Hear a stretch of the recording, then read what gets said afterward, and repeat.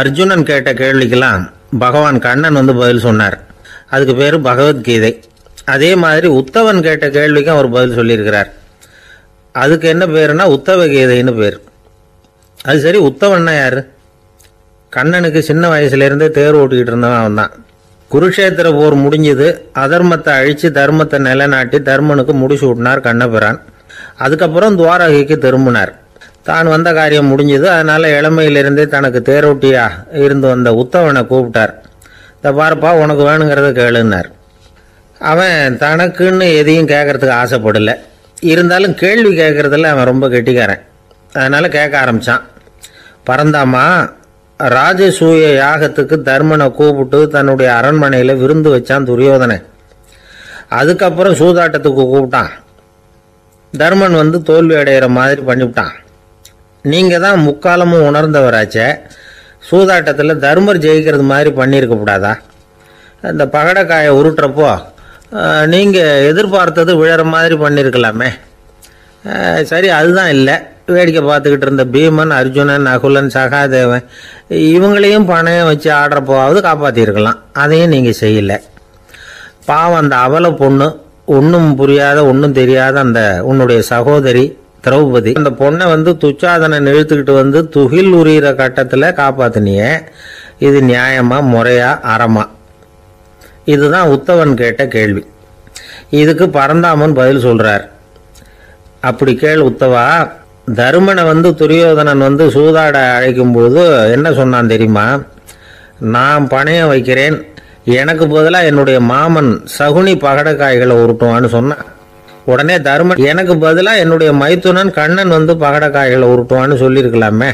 அப்படி சொல்லலை. என்ன செஞ்சான் தெரியுமா? துரியோதனன் கூட சூதாட்டத்துக்கு சம்மதிச்சுட்டோம், கடவுளே இது என்னுடைய மைத்துனன் கண்ணபிரானுக்கு தெரியக்கூடாது அப்படின்னு வேண்டிக்கிட்டான். இதனால் தருமன் எனக்கு மனசால தடை போட்டுட்டான். அதனால் அரண்மனைக்கு வெளியிலேயே என்னை கூப்பிடுவாங்கன்னு நான் காத்துக்கிட்டு இருந்தேன். பீமன், அர்ஜுனன், நகுலன், சகாதேவன், திரௌபதி இவங்களை பணையம் வச்சு ஆடுறப்போவாவது கூப்பிடுவாங்கன்னு பார்த்தேன். அப்பவும் அவங்க என்னை கூப்பிடல, நினைக்கல. திரௌபதியை துச்சாதனன் கூந்தலை பிடிச்சி இழுக்கிறான். அப்போ கூட அவள் தன்னுடைய உடல் பலத்தால் தடுக்கிறதுக்கு முயற்சி பண்ணாலே தவிர என்ன நினைக்கல. துரியோதனன் சபைக்கு இழுத்து செல்லப்பட்ட திரௌபதி அறநூல்களையும் அரச நீதிகளையும் சொல்லிக்கிட்டு இருந்தாலே தவிர என்ன நினச்சே பார்க்கல. துகில் உரிகிற கட்டத்தில் தான் ஹரி ஹரி கண்ணா பரந்தாமன்னு கூப்பிட்டா. அதனால தான் அப்போ போய் நான் காப்பாற்றினேன் அப்படின்னா பரந்தாமன். அப்படின்னா நீ அழைச்சாதான் போவியா, நீயா போக மாட்டியா அப்படின்னு கேட்குறான் உத்தவன். ஆமாம், நான் கூப்பிட்டா தான் போவேன். மனிதர்கள் செய்யக்கூடிய செயல்களையெல்லாம் அவங்கவுங்க போக்கிலேயே விட்டுட்டு வேடிக்கை பார்த்துக்கிட்டு இருப்பேன். நான் குறுக்கிட்டு ஒன்றுமே செய்ய மாட்டேன் அப்படின்னா பரந்தாமன். மனுஷன் தவறு பண்ணுனா திருத்த மாட்டியா, சும்மா பார்த்துக்கிட்டு தான் உட்காந்துருப்பியா அப்படின்னு கேட்குறான் உத்தவன். நான் மனுஷனுடைய உள்ளத்தில் இருக்கிறப்போ என் எதிரில் மனுஷன் தவறு பண்ண மாட்டான் அப்படின்னு ஆனா கண்ணன். அதாவது யார் நினைக்கிறாங்களோ அவங்க உள்ளத்துல எல்லாம் அவன் இருக்கிறான். அப்படி இருக்கிறப்போ தவறு செய்ய மனுஷன் அஞ்சுவான். இதுதான் உத்தவ கீதைங்கிறது. இந்த காலத்துலேயும் சில பேர் பகவான் மாதிரி அடுத்தவங்க கஷ்டப்படுறத வேடிக்கை பார்த்துக்கிட்டு இருக்கிறது உண்டு. அன்னைக்கு அப்படித்தான் நடுத்தெருவில் ஒரு திருடனை பிடிச்சி எல்லாரும் சேர்ந்து அடிச்சுக்கிட்டு இருக்கிறாங்க. ஒரு ஆள் மட்டும் தள்ளி நின்று அதை வேடிக்கை பார்த்துக்கிட்டு இருக்கான். பார்த்துக்கிட்டு சிரிச்சுக்கிட்டு இருக்கிறான். என்ன சார் இது, பாவம் அந்த ஆளை போட்டு அப்படி அடிக்கிறாங்களே அப்படின்னும். அடிக்கட்டும் சார், அவன் அடி வாங்க வேண்டிய ஆள் தான் அப்படின்னா அவன்.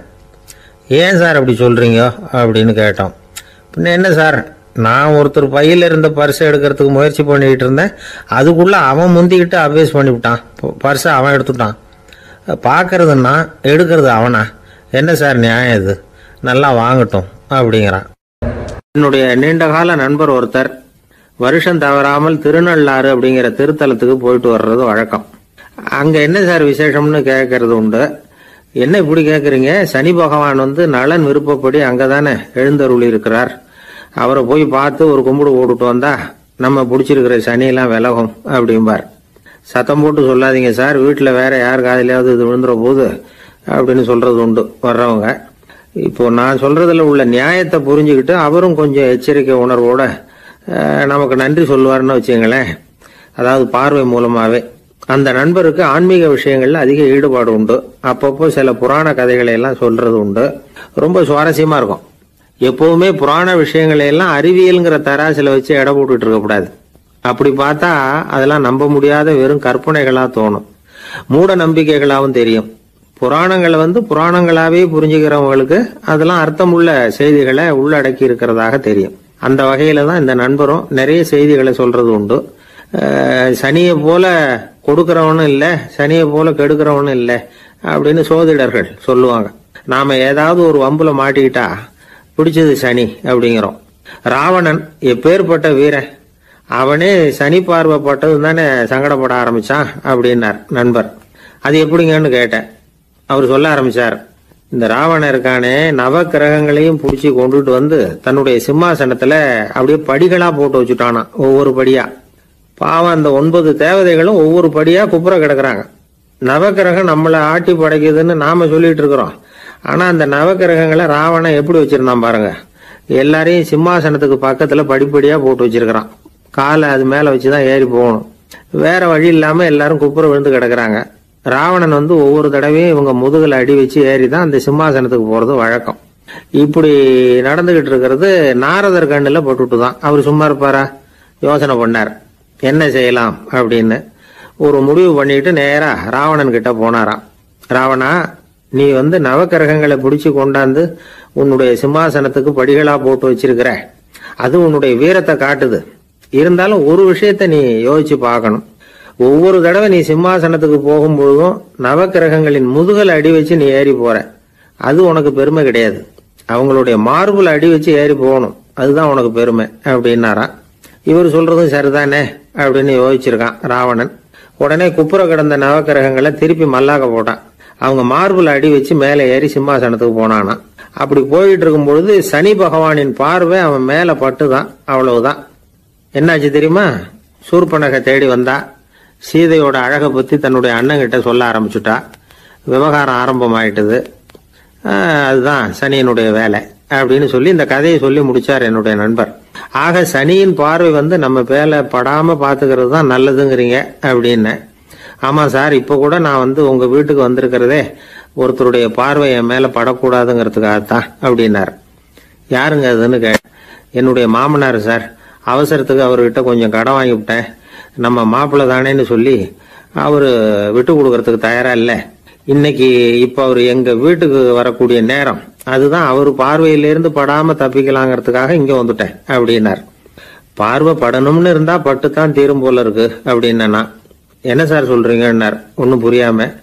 நீங்க இங்கதான் வருவீங்கன்னு அவருக்கு ஏற்கனவே தெரியும் போல இருக்கு. அதனால உங்களுக்கு முன்னாடியே உங்க மாமனார் இங்க வந்துட்டார்.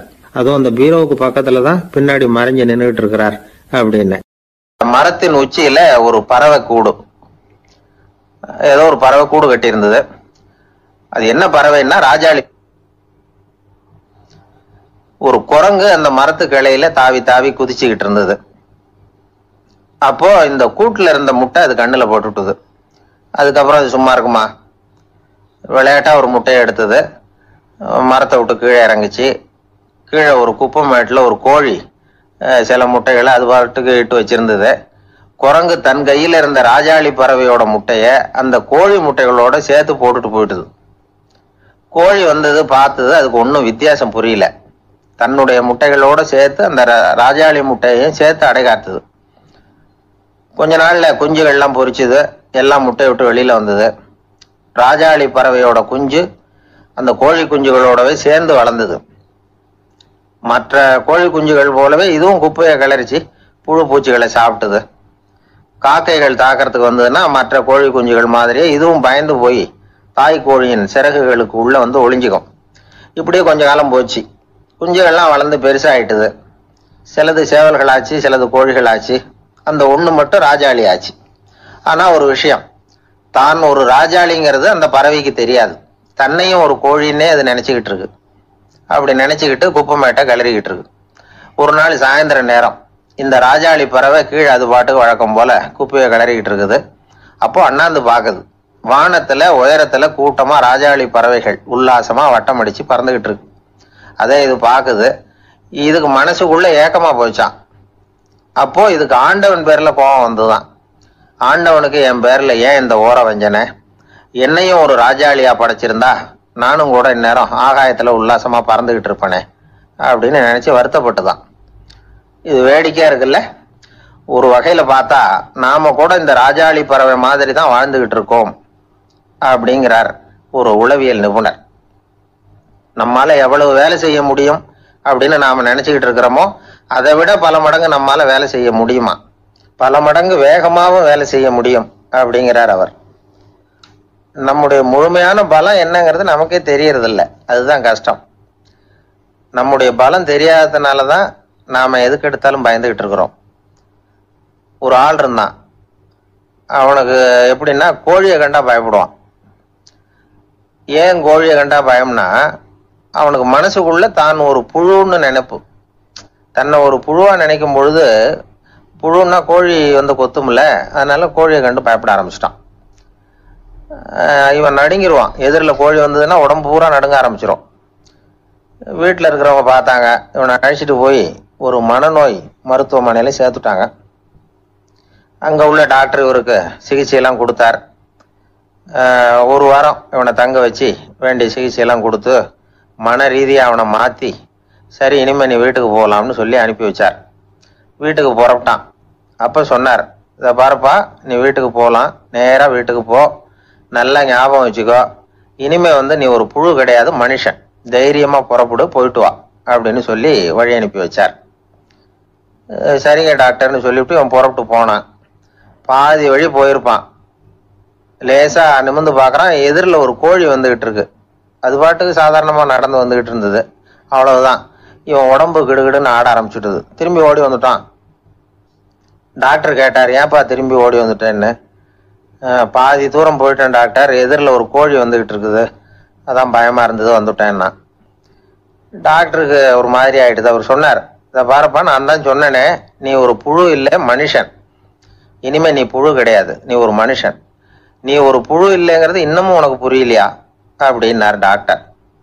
நான் புழு இல்லைங்கிறது எனக்கு தெரிஞ்சுட்டுது டாக்டர், இது அந்த கோழிக்கு தெரியுமான்னு தெரியலையே அப்படின்னா. இவெல்லாம் எந்த காலத்துல மாறுறது?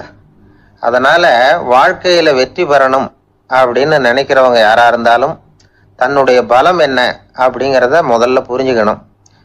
தன்னுடைய சக்தியை புரிஞ்சுக்கிட்டவன் வெற்றி பெறுவது நிச்சயம். ஒருத்தரை பார்த்து உன்னுடைய நண்பர்கள் யார் அப்படின்னு ஒரு கேள்வி கேட்டு பாருங்க.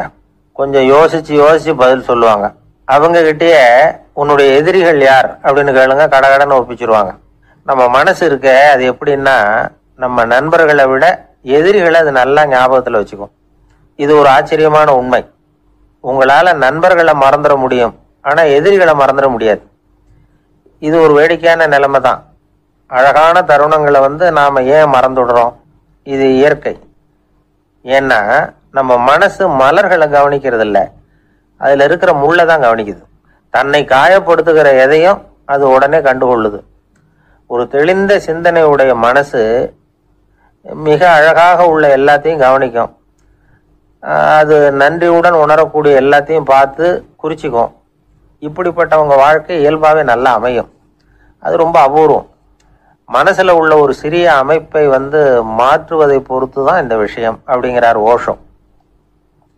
ஒரு யூத கோவில் இருந்துதான், அது யூதர்களின் மடமாவும் இருந்தது. அங்க ஒரு தலைமை குரு, அவர் ரொம்ப கண்டிப்பானவர். அந்த கோவிலை ஒட்டி ஒரு தோட்டம். ஒரு நாள் காலையில அந்த தோட்டத்துல 2 இளம் யூதர்கள் நடந்து போய்கிட்டு இருக்கிறாங்க. காலையில 1 மணி நேரம், மாலையில 1 மணி நேரம் அவங்க அந்த தோட்டத்துல நடக்கிறதுக்கு அனுமதி உண்டு. மற்ற நேரங்கள்ல அவங்க மத புத்தகங்களை படிக்கணும், பிற விதிமுறைகளை கடைபிடிக்கணும். அந்த 2 பேருமே தொடர்ந்து புகைப்பிடிக்கிற பழக்கம் உள்ளவங்க. ஆனா கோவில் மடத்துல இருக்கிறப்போ அவங்க புகைப்பிடிக்க முடியாது, அது கடுமையான குற்றம். சரி, நாம தோட்டத்துல இருக்கிறப்போவாவது புகைப்பிடிக்கலாமா அப்படின்னு ஒரு ஆசை அவங்க 2 பேருக்குமே. இருந்தாலும் பயம். இப்படி கேட்டா மதகுரு என்ன சொல்லுவாரோ அல்லது என்ன செய்வாரோங்கிற பயம். இப்படியே கொஞ்ச நாள் ஆச்சு. ஒரு நாள் இந்த 2 பேர்ல ஒருத்தன் ரொம்ப கலங்கி போய் அந்த கோவில்ல இருந்து வெளியில வந்துகிட்டு இருந்தான். வந்தவன் நேரா தோட்டத்து பக்கம் போனான். அங்க இன்னொருத்தன் ஆனந்தமா புகை பிடிச்சிக்கிட்டு இருக்கிறான். அதை பார்த்துதான் இவனுக்கு அதிர்ச்சி. அட கடவுளே, என்ன இது, நீ கேட்காமலே ஆரம்பிச்சிட்டியா அப்படின்னா. இல்லை இல்லை, நான் கேட்டுட்டு தான் ஆரம்பிச்சிருக்கேன்னா அவன். அப்படியா, என்ன மனுஷன் இவரு, நானும் தான் கேட்டேன், என்ன கண்ணாமுன்னான்னு திட்டி விட்டார். இது என்ன கோவிலா இல்லை நரகமா? உனக்கு புகை பிடிக்கணும்னு ஆசையாக இருந்தால் நரகத்துக்கு போகணும்னு சொல்லிவிட்டார். அது சரி, ஒன்றை மட்டும் எப்படி அனுமதிச்சார் அப்படின்னு கேட்டான் இவன். அவன் சிரிச்சுக்கிட்டே, நீ எப்படி கேட்ட சொல்லு அப்படின்னா, நாம் இந்த தோட்டத்துக்கு வர அனுமதிக்கப்பட்டிருக்கிறதே ஜபத்துக்காகத்தானே, அதனால் நான் ஜபம் சொல்லும் பொழுது புகை பிடிக்கலாமா அப்படின்னு கேட்டேன். அதுக்கு தான் அவர் சத்தம் போட்டு என்னை அடிக்கவே வந்துட்டார் அப்படின்னா இவன். நீ ஒரு மாதிரியாக கேட்டிருக்க, நான் வேற மாதிரியாக கேட்டிருக்கிறேன். ஜெபம் சொல்லும்போது புகை பிடிக்கலாமான்னு நீ கேட்டிருக்க. ஐயா, புகை பிடிக்கும்போது ஜபிக்கலாமா அப்படின்னு நான் கேட்டேன். அதில் தப்பு ஒன்றும் இல்லை அப்படின்னு பதில் சொல்லிட்டார் அப்படின்னா. ஒரு சிறிய மாற்றம்தான் அது மிகப்பெரிய மாறுதலை ஏற்படுத்தி விட்டது. மனசு நல்ல விதமாக சிந்திக்க ஆரம்பிச்சுட்டுதுன்னா மகிழ்ச்சிக்கு பஞ்சம் இல்லை. ஒரு கஞ்சன் ஆற்றுல விழுந்துட்டான், வெள்ளத்தில் தத்தடிச்சுக்கிட்டு இருக்கிறான். கரையில் நின்ன ஒருத்தர், உன் கையை கொண்டா இப்படி பிடிச்சி இழுத்து கரையில் சேர்த்து விடுறேன்னார். எதையும் கொடுத்து பழக்கம் இல்லாத அவன் கையையும் கொடுக்க மாட்டேன்னுட்டான். இவர் பார்த்தார், உன் கையை கொடுன்னு சொல்கிறதுக்கு பதிலாக நான் என் கையை கொடுக்குறேன் பிடிச்சிக்கோ அப்படின்னார். அவன் கப்புன்னு பிடிச்சிக்கிட்டான், இழுத்து கரையில் போட்டார். ஊருக்கு வெளியில் அமைதியான ஒரு இடம், அங்கே ஒரு ஆசிரமம், அங்கே ஒரு சாமியார். அவர் தினமும் நல்ல போதனைகள்லாம் செய்வார். பல பேர் போய் அங்கேயே சில நாள் தங்கி இருந்து அவர் சொல்கிற அறிவுரைகளை எல்லாம் கேட்டுக்கிட்டு வர்றது வழக்கம். ஒரு தடவை அவரை பார்த்துட்டு போகிறதுக்காக 3 வெளியூர் தம்பதிகள் வந்தாங்களாம். அந்த மடத்திலேயே சாப்பிட்டுக்கிட்டு தங்கி இருந்து அவங்களுடைய போதனைகளை கேட்டுக்கிட்டு போகணுங்கிறது அவங்க நோக்கம். காலையில் குளிச்சுட்டு பூஜையில் உட்காந்தார் அந்த சுவாமி. இவங்களும் குளிச்சுட்டு அந்த பூஜையை பார்க்கறதுக்காக அவர் முன்னாடி வந்து உட்காந்தாங்க. பூஜை ஆரம்பமாச்சு. சம்பிரதாயப்படி அது ரொம்ப நேரம் நடந்துக்கிட்டே இருக்குது. இவங்களுக்கு நல்ல பசி இருந்தாலும் இந்த நேரத்தில் அதை எப்படி வெளியில் காட்டிக்கிறது? பேசாமல் இருந்தாங்க. அந்த சுவாமி பூஜையை முடித்தார். அதுக்கப்புறம் பேச ஆரம்பித்தார். பேச்சு அருமையாக தான் இருந்தது, அமிர்தமாக தான் இருந்தது. இருந்தாலும் இவங்களுக்கு இருக்கிற வயிற்று பசி அது சரியாக கவனிக்க விடலை. அந்த சுவாமியே இதை கவனிச்சதா தெரியல. இவங்களுக்கு மனசுக்குள்ள ஒரு எண்ணம், உள்ளே சாப்பாடு தயாராகிட்டு இருக்கும் போல இருக்கு, இந்த பேச்சு முடிஞ்சது நம்மளை உள்ளே அழைச்சிட்டு போய் சாப்பாடு போடுவாங்கன்னு நினைக்கிறோம் அப்படின்னு இவங்களாம் நினச்சிக்கிட்டாங்க. ஆனால் சுவாமி இதை பற்றி எதுவுமே பேசலை, கண்டுக்கலை. ஒரு அம்மாவால் அதுக்கு மேலே சும்மா இருக்க முடியுமா? முடியல. சாப்பாட்டை கவனிக்கலாமா அப்படின்னு சொல்லி மெதுவாக ஆரம்பித்தாங்க. ஓ, கவனிக்கலாமே அப்படின்னு உள்ளே அழைச்சிட்டு போனார் சுவாமி. இவங்க ரொம்ப அவசரமாக எழுந்திரிச்சு உள்ளே ஓடினாங்க. அங்கே ஒரு மேஜை மேலே ஒரு கிண்ணம் மூடி இருந்தது. ஓ, இதுதான் சாப்பாட்டு மேஜை போல இருக்கு, இங்கே சாப்பாடு வந்துடும் அப்படின்னு நினச்சாங்க. உடனே போய் சுற்றி உட்காந்துக்கிட்டாங்க. சுவாமி அந்த கிண்ணத்தை எடுத்து அந்த அம்மா கிட்ட கொடுத்தார். அவங்க அதை வாங்கி மூடியை திறந்து பார்க்குறாங்க. உள்ளே ஒரு சாவி இருக்குது. ஓ, சரிதான், இது சமையலறை சாவி போல இருக்கு, அங்கே போய் அதை திறந்து சாப்பாட்டை நாமே எடுத்துக்கிட்டு வந்து இங்கே வச்சுக்கிட்டு சாப்பிடணும் போல இருக்கு அப்படின்னு நினச்சாங்க. சாவி இருக்கு இல்லையா, வாங்க பூட்டு நிறையா காட்டுறேன் அப்படின்னு சுவாமி அவங்கள அழைச்சிட்டு போனார், காட்டினார். இவங்க அந்த அறையை ரொம்ப அவளோட திறந்தாங்க. உள்ளே பார்த்தா அங்கே அரிசி, பருப்பு, விதவிதமான காய்கறி எல்லாம் இருக்குது. சமையலுக்கு வேண்டிய மிளகாய், எண்ணெய், பால், தயிர், நெய் இப்படி எல்லாமே இருக்குது. அடுப்பு, விறகு, நெருப்பு போட்டி அது கூட அங்கே இருக்குது. சாப்பாடு தயாராக இருக்கும்னு நினச்சிக்கிட்டு போனால் இப்படி இருக்குதே அப்படின்னு சொல்லி அதை பார்த்ததும் ரொம்ப சோர்ந்து போட்டாங்க அவங்க. சுவாமி, என்ன இது சாப்பாடு இல்லையா அப்படின்னாங்க. அதுதான் சாப்பாட்டுக்கு வேண்டிய எல்லாம் இங்கே இருக்குதே, அடுப்பு மூட்டி நீங்கள் தான் அவங்கவுங்க ருசிக்கு தகுந்த மாதிரி சமைச்சிக்கணும், இந்த சன்னியாசிக்கு எப்படி சமைக்க தெரியும் அப்படின்னு கேட்டார் சுவாமி. சாப்பாடு தயாராக இருக்கும்னு நாங்கள் எதிர்பார்த்தோம் அப்படின்னாங்க. நீங்கள் இப்படி சொல்லுவீங்கன்னு நானும் எதிர்பார்த்தேன். இது வரைக்கும் நான் எவ்வளவோ தத்துவம்லாம் எடுத்து சொன்னேன். எல்லாத்தையும் விட இதுதான் அனுபவபூர்வமான தத்துவம். ஆண்டவன் நமக்கு நல்ல மனசை கொடுத்துருக்குறான், நல்ல வாய்ப்புகளையும் தந்திருக்கிறான், அதையெல்லாம் பயன்படுத்திக்கக்கூடிய மூளையையும் சிந்தனையையும் கொடுத்துருக்குறான். ஆனாலும் அடுப்பை தான் நீங்கள் மூட்டணும், அடுப்பை நீங்கள் தான் மூட்டணும், உங்களுக்கு உகந்ததை நீங்கள் தான் சமைச்சு ருசித்து அனுபவிக்கணும். ஆண்டவனே அதை செஞ்சுக்கிட்டு இருக்க மாட்டான் அப்படின்னாராம் அந்த சுவாமி. நம்முடைய வாழ்க்கையில் பல நல்ல பலன்களை பெறறதுக்கு நாம் தான் முயற்சி பண்ணணும். அதுக்குரிய சூழ்நிலையை தான் ஆண்டவன் கொடுப்பானே தவிர அதை விளக்கறதுக்காக தான் அந்த சுவாமி அப்படி செஞ்சு காட்டியிருக்கிறார். இது ஒரு பெரியவர் இப்படி ஒரு விளக்கம் கொடுத்தார். அதுக்கப்புறம் அந்த 3 தம்பதிகளும் தெளிவடைஞ்சுட்டாங்களாம். நாம் தெளிவடைகிறது எப்போங்கிறது தான் தெரியல அப்படின்னு பல பேர் இதை கேட்டுட்டு சொல்லிகிட்டு இருக்கிறாங்க. இந்த கதையை நம்முடைய நண்பர் ஒருத்தர்கிட்ட சொன்னேன். அந்த நண்பர் ரொம்ப சந்தோஷப்பட்டார். நீங்கள் சொல்கிறது கரெக்டு சார், ஆனால் நான் அதை விட ஒரு படி மேலே சார். எனக்கெல்லாம் அரிசி பருப்பு இருக்கிற ரூம் எதுன்னு கையை காட்டிட்டா போதும். உடனே கிண்ணத்துலேருந்து சாவியை எடுத்து கொடுக்கணுங்கிற அவசியம்லாம் இல்லை எனக்கு. அப்புறம் எப்படி ரூமை திறந்துருவீங்க அப்படின்னு கேட்டேன். பூட்டை உடைச்சி திறந்துருவேன், அதுதான் எனக்கு பழக்கம். ஒரு தீக்குச்சி தீப்பெட்டியை பார்த்து கேட்டுதான், நாம் 2 பேரும் தானே உரசிக்கிறோம், ஆனால் நான் மட்டும் தீ பிடிச்சி எரிஞ்சு போகிறேன், நீ அப்படியே இருக்கிறியே அப்படின்னு தான். அதுக்கு தீப்பெட்டி சொல்லி இருக்குது, உனக்கு தலையில் கணம் இருக்குது அதனால் அழிஞ்சு போகிற அப்படின்னு தான். எப்படி இருக்கு பாருங்க இந்த பதில். தலையில் கணம் உள்ளவங்க யாருமே சரியாக இருக்க முடியாது. எவ்வளவு பெரியவங்களாக இருந்தாலும் சரி, ரொம்ப கஷ்டம்தான் அது. கர்வம்ங்கிறது கூடவே கூடாது. இதை விளக்கறதுக்கு மகான் ஒருத்தர் ஒரு சம்பவத்தை சொல்றார். அர்ஜுனன் தீர்த்த யாத்திரை பண்ணானா, அப்போ தென்னிந்தியாவுக்கு வந்திருக்கிறான். ராமேஸ்வரத்துக்கு போனப்போ அங்க இலங்கைக்கு கல்லுலாம் அடுக்கி போடப்பட்டிருந்த பாலத்தை பார்த்தானா. ஒரு சின்ன குரங்கு அதுக்கு பக்கத்துல விளையாடிட்டு இருந்திருக்கு. அதை பார்த்துட்டு அர்ஜுனன் சிரிச்சிருக்கான். ஏன் சிரிக்கிறேன்னு கேட்டிருக்கு அந்த குரங்கு. ராமன் மிகச்சிறந்த வில் வீரன், அப்படி இருக்கிறப்போ அவன் இலங்கைக்கு அம்புகளாலேயே ஒரு பாலம் கட்டியிருக்கலாம். அதை விட்டுட்டு போயும் உன்ன மாதிரி குரங்குகளை துணையா வச்சுக்கிட்டு இப்படி ஒரு கருங்கல் பாலத்தை கட்டியிருக்கிறானே அப்படின்னு நானா. அம்புகளால பாலம் கட்ட முடியுமா அப்படின்னு கேட்டுதான் குரங்கு. ஏன் முடியாது, என்னால முடியுமேன்னு இருக்கான் அர்ஜுனன். அம்பால பாலம் கட்டலாம், இருந்தாலும் என்ன மாதிரி குரங்குகள் ஏறி நடந்தா அது தாங்குமா? அதனாலதான் ராமர் கருங்கல் பாலமே கட்டினார் அப்படின்றது குரங்கு சொல்லிச்சான். அப்படியே சொல்ற, நான் வேணும்னா இப்ப அம்புகளாலேயே ஒரு பாலத்தை கட்டுறேன், நீ அது மேல ஏறி நடந்து பார். பாலம் விழுந்துட்டுதுன்னா நான் தீ மூட்டி அதுல குதிச்சு உயிர் தியாகம் பண்ணி விடுறேன் அப்படின்னு நான் ரொம்ப கோபமா. உடனே அந்த சின்ன குரங்கு பெரிய உருவம் எடுத்துட்டுதான் கையில கதையோட அர்ஜுனன் முன்னாடி நிக்கிறான் அனுமன்.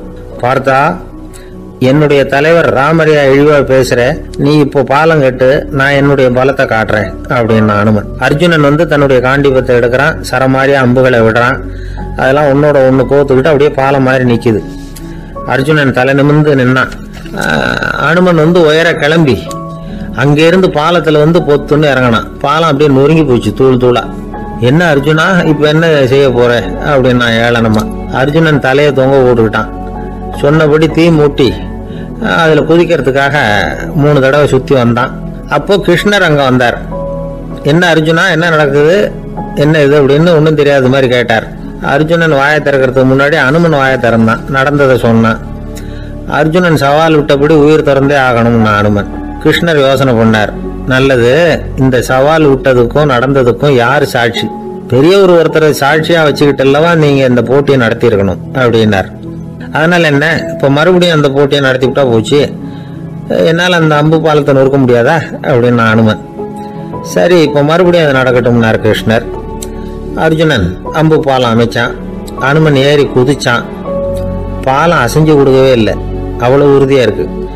இப்ப அனுமன் தலையை குனிஞ்சுக்கிட்டான். அர்ஜுனன் நன்றியோட நிமிர்ந்து பார்த்தான். கிருஷ்ணருடைய தோள்கள்லையும் முதுகள்லையும் ரத்தம்.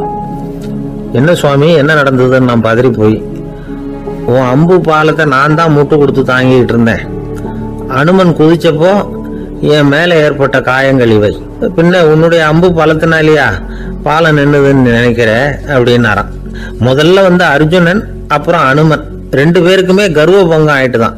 அதாவது அவங்க கிட்ட இருந்த கர்வம் போயிட்டுது. யாரா இருந்தாலும் கர்வம் கூடாதுங்கிறத இதுல இருந்து நாம புரிஞ்சுக்கணும். இந்த காலத்துல நாமெல்லாம் எந்த விஷயத்துக்கெல்லாம் கர்வப்பட்டு இருக்கோம் தெரியுமா? 2 பெண்கள் தங்களுடைய கணவன்மார்களை பத்தி ரொம்ப பெருமையா பேசிக்கிட்டாங்களாம். அதுல ஒரு அம்மா சொல்லியிருக்கு, என் வீட்டுக்காரர்கிட்ட எந்த சப்ஜெக்ட் கொடுத்தாலும் சரி அந்த விஷயத்தை பத்தி அழகா 1 மணி நேரம் பேசுவார் அப்படின்னாங்களாம். உடனே இன்னொரு அம்மா, அது என்ன பிரமாதம், என் வீட்டுக்காரருக்கு சப்ஜெக்டே தேவையில்லை, விஷயமே இல்லாம நாள் பூரா பேசிக்கிட்டு இருப்பார் அப்படின்னாங்களாம். ராமரும் பரதனும் பந்து விளையாடிட்டு இருந்தாங்களாம். சின்ன வயசுல பந்து விளையாடிட்டு இருந்தாங்களாம். உடனே ராமர் வந்தாராம். கோசலை அவங்க அம்மா கோசலை மடியில் சோர்ந்து போய் உட்காந்தாராம். சந்தோஷமா உட்காந்துருக்காரு. அப்போ அந்த கோசலை அம்மா கேட்டாங்களாம், ஏன்பா அப்படி இவ்வளவு சந்தோஷமா இருக்கே, என்ன காரணம் அப்படின்னு கேட்டிருக்காரு. அப்படின்னு அந்த அம்மா கேட்டிருக்கு. ராமன் சொன்னானா, என் தம்பியோட நான் பந்து விளையாண்டுக்கிட்டு இருந்தேன், பரதன் அவன் ஜெயிச்சுட்டான், நான் தோத்துட்டேன், என்னை அவன் ஜெயிச்சுட்டான், அவனுடைய வெற்றி எனக்கு சந்தோஷமா இருக்கு, தம்பியோட வெற்றி, அதனால நான் சந்தோஷமா இருக்கேன்னு சொல்லியிருக்கு. அந்த அம்மாவுக்கு ரொம்ப சந்தோஷம், தம்பி ஜெயிக்கிறாங்கிறத பற்றி அண்ணன் வந்து சந்தோஷப்படுறானே அப்படின்னு. கொஞ்ச நேரத்தில் பரதன் வந்திருக்கான். அவன் சோர்ந்து போய் கலங்கி போய் வந்து அதே அம்மா மடியில் உட்காந்துருக்கான். நீ ஏப்பா நீ தான் ஜெயிச்சுட்டியாமே, நீ என்னத்துக்கு வருத்தப்பட்டுட்டு வர அப்படின்னு கேட்டிருக்க அந்த அம்மா. அப்போ பரதன் சொன்னானா, நான் ஜெயிக்கணுங்கிறதுக்காக அண்ணன் விட்டு கொடுத்தாரு, தோத்துட்டாரு, அதனால எனக்கு வருத்தமாக இருக்கு.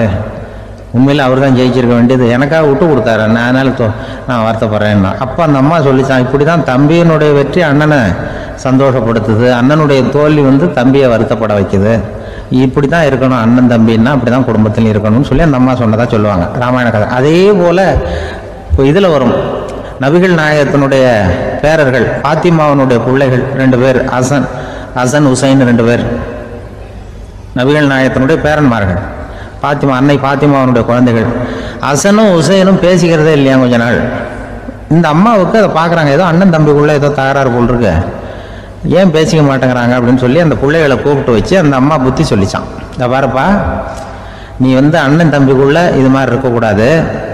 உங்கள் பாட்டனார் ஒரு புத்திமதி சொல்லியிருக்காரு, உனக்கு தெரியுமா? ஒரு முஸ்லீம் இன்னொரு முஸ்லீமோடு 3 நாட்களுக்கு மேல் பேசாமல் இருந்தால் அது அவனை கொலை செய்வதற்கு ஒப்பாகும் அப்படின்னு நபிகள் நாயகம் சொல்லியிருக்கார், தெரியுமா உனக்குன்னு அந்த அம்மா சொல்லிச்சான். அப்போ அந்த தம்பிக்காரர் சொன்னாராம், ஹுசைன் சொல்லியிருக்கார், அதுவும் எனக்கு தெரியும். அதே தாத்தா பாட்டனார் என்ன சொல்லியிருக்காருன்னா, அந்த 2 பேரில் யார் முதல்ல சலாம் சொல்கிறாங்களோ, யார் முதல்ல முன்னாடி பேசுகிறாங்களோ அவங்களுக்கு சொர்க்கம் கிடைக்கும், இறைவனுடைய ஆசி கிடைக்கும்னு சொல்லியிருக்கிறார். அந்த ஆசி அண்ணனுக்கு கிடைக்கட்டுமேங்கிறதுக்காக நான் பேசாமல் இருக்கிறேன் அப்படின்னா. அந்த ராமனும் பரதனும் எப்படி இருந்தாங்களோ அப்படிதான் ஹசனும் ஹுசைனும் இருந்திருக்கிறார்கள். அந்த பாசம்தான் குடும்பத்தில் வேணும். ஒரு தடவை நாரதர் ஒரு தெரு வழியா போய்கிட்டு இருந்தார். வழியில ஒருத்தர் வேத சாஸ்திரம்லாம் படிச்சுக்கிட்டு உட்காந்துருந்தார். அவர் நாரதரை பார்த்து எங்க போயிட்டு இருக்கிறீங்கன்னு கேட்டார். கடவுளை பார்த்துட்டு வரலாம்னு போயிட்டு இருக்கிறேன் அப்படின்னாரு நாரதர். அப்படின்னா அவர்கிட்ட எனக்கு எப்போ முக்தி கிடைக்கும்னு கேட்டுட்டு வாங்களேன் அப்படின்னார் இவர். சரி கேட்டு வரேன் அப்படின்னு சொல்லிவிட்டு நாரதர் நடந்தார். கொஞ்ச தூரத்தில் ஒரு மரத்தடியில் ஒரு தொழிலாளி செருப்பு தைச்சிக்கிட்டு உட்காந்துருந்தார். அந்த ஆளும் அதே மாதிரி கேட்டுக்கிட்டார், எனக்கு எப்போ முக்தி கிடைக்கும்னு கடவுள்கிட்ட கேட்டுக்கிட்டு வாங்களேன்னார். அவர்கிட்டையும் சரின்னு சொல்லிவிட்டு நாரதர் நேராக வைகுண்டத்துக்கு வந்து சேர்ந்தார். கடவுளை பார்த்தார். இவங்க 2 பேரும் சொல்லி அனுப்பின விஷயத்தை பற்றி கேட்டார். அதுக்கு கடவுள் சொன்னார், அந்த செருப்பு தைக்கிற தொழிலாளி உடல் நீத்ததும் உடனே என்னை வந்து அடைவான். ஆனால் அந்த சாஸ்திரம் படித்த ஆள் இப்போதைக்கு என்கிட்ட வந்து சேரமாட்டான். அவன் இன்னமும் பல பிறவிகள் எடுத்து அங்கேயே இருக்க வேண்டி இருக்குது. எப்போ இங்கே வந்து சேருவான்னு எனக்கே தெரியாது அப்படின்னார். நாரதருக்கு இதோட ரகசியம் என்னங்கிறது புரியல. எனக்கு ஒன்றும் புரியலையேன்னாரான் கடவுள்கிட்ட. சீக்கிரம் புரிஞ்சுக்குவேன், நீ திரும்பி போகிறப்போ நான் இங்கே வைகுண்டத்தில் என்ன செஞ்சுக்கிட்டு இருக்கேன்னு கேட்டால், ஒரு ஊசியின் துவாரத்தில் ஒரு யானையை கோத்துக்கிட்டு இருக்கிறேன்னு அவங்க கிட்ட சொல்லு அப்படின்னார் கடவுள் சிரிச்சுக்கிட்டே. நாரதர் பூமிக்கு திரும்பினார். கடவுளை பார்த்தீங்களா எப்படி இருக்கார் அப்படின்னு விசாரிச்சார். வேத சாஸ்திரம் படித்தவர். ஓ பகவானா, அவர் வந்து யானையை வந்து ஊசியின் காதில் நுழைச்சிக்கிட்டு இருக்கிறார் பார்த்தேன்னார் நாரதர். ஊசி காதில் யானையா, அது எப்படி முடியும்? நீங்கள் சொல்கிறத நான் நம்ப மாட்டேன்னு விட்டார் அவர். சரி, இந்த ஆளுக்கு இறைவன் பேரில் நம்பிக்கை இல்லை அப்படிங்கிறத நாரதர் புரிஞ்சுக்கிட்டார். அடுத்தபடியாக அந்த தொழிலாளி இருந்த இடத்துக்கு போனார். இறைவனை பார்த்தீங்களான்னு கேட்டார் அவர். பார்த்தேன், ஒரு ஊசி துவாரத்தில் யானையை கோத்துக்கிட்டு இருந்தார் அப்படின்னு சொல்லிவிட்டு நாரதர் அந்த ஆள் முகத்தை கவனிச்சார். அந்த தொழிலாளி இதை கேட்டுட்டு கொஞ்சம் கூட ஆச்சரியப்படலை. அவரால் முடியாத காரியம் கூட உண்டானார். என்ன இப்படி சொல்ற, ஊசியின் துவாரத்தில் யானையை கோக்க முடியும்னு நீ நம்புறியா அப்படின்னு கேட்டார் நாரதர். நிச்சயமா நம்புறேன்னார் அவர். அது எப்படி அப்படின்னு கேட்டார் இவர். இதோ பாருங்க, நான் இந்த ஆலமரத்தடியில தான் தினமும் உட்காந்துருக்கிறேன். தினமும் இந்த மரத்திலிருந்து எவ்வளவோ பழம் கீழே விழுது. இந்த பழத்தில் இருக்கிற ஒவ்வொரு விதையிலேயும் உள்ள ஒரு ஆலமரம் இருக்குது. ஒரு சின்ன விதைக்குள்ள ஒரு பெரிய ஆலமரம் இருக்க முடியுங்கிறப்ப ஊசி துவாரத்துல கடவுள் வந்து யானையை நுழைய வச்சாருங்கிறத ஒத்துக்கிறதுல என்ன கஷ்டம் இருக்கு அப்படின்னு ரொம்ப சர்வசாதாரணமா பதில் சொன்னாராம் அந்த தொழிலாளி.